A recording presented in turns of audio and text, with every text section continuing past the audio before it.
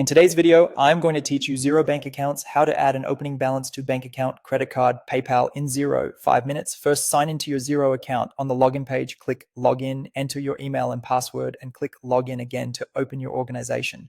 Once you're in, head to the dashboard so we're starting from a familiar place. From the main menu, open Accounting, then choose Advanced. Here, select Conversion Balances. This is where you tell Xero what each account's balance was when you started using Xero. If your conversion date isn't set correctly, we'll adjust it now.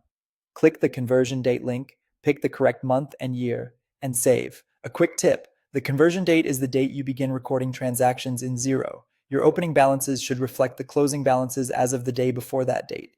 For example, if your conversion date is July 1st, use balances as at June 30. After saving, go back to conversion balances.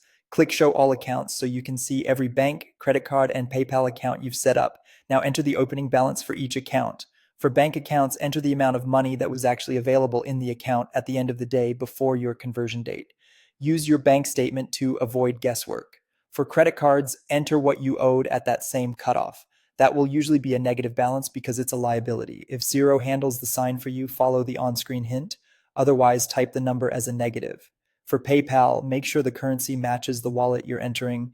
Use the PayPal statement balance as of your cutoff, and be mindful of pending holds versus available funds if they're shown separately.